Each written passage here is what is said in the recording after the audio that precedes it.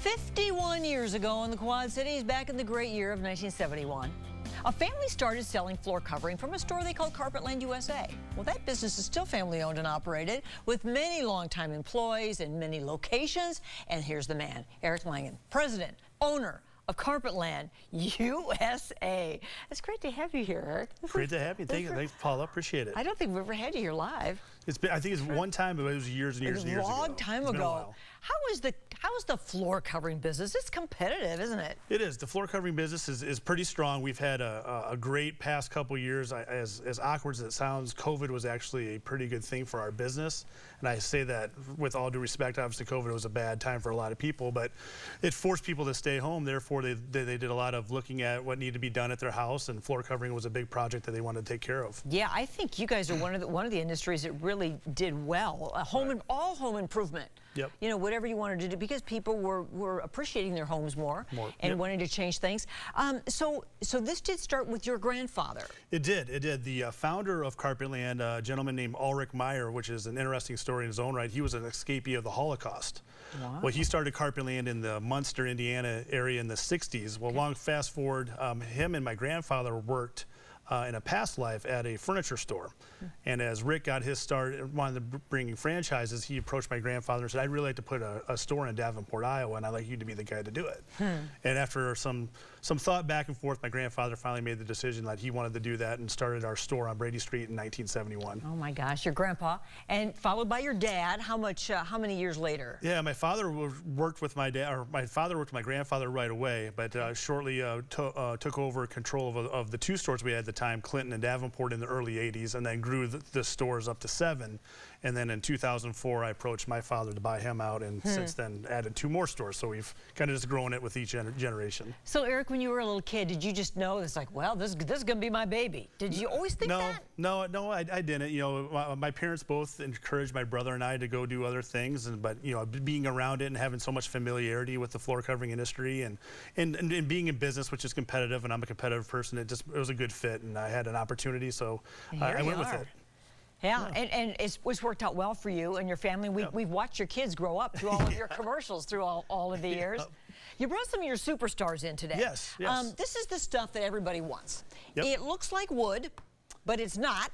Yep, they call that waterproof floor covering, and it comes in different formats. That's a rigid core product, but you know, it's a vinyl-based product. Okay, this is vinyl. Yep. And it comes in planks, so it locks together, and it can come in wood looks, tile looks, a plethora of different looks. It's just really a photo of whatever you want, and they can make an image of it. Are these gray colors still really hot? Yes. You know, when you blend the grays and the browns together, it's a good combination. Because you got everything. Yep. In the Midwest, it's fantastic. Yeah.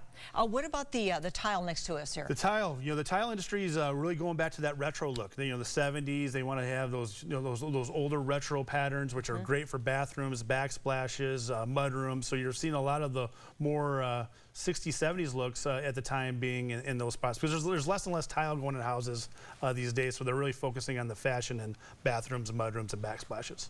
Well, you know, Carpetland is your name. Yes, ma'am. So is carpet, a rug, still the #1 seller? It is. But overall, as an industry, more hard surface as a whole is selling more than carpet. But carpet, as a single product category, still owns the market share of the industry. Got it. We've got a couple of carpet samples over there. Are people wanting? Because you know, carpet's been all over the place as far as long, thick shag, and then the indoor-outdoor look. What about these?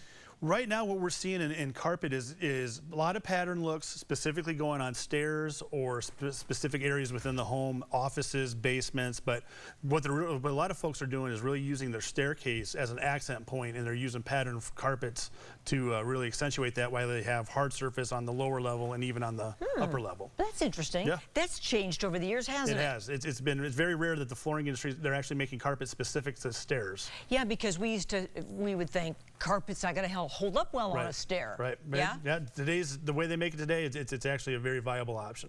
How often do you expect people to replace their carpet?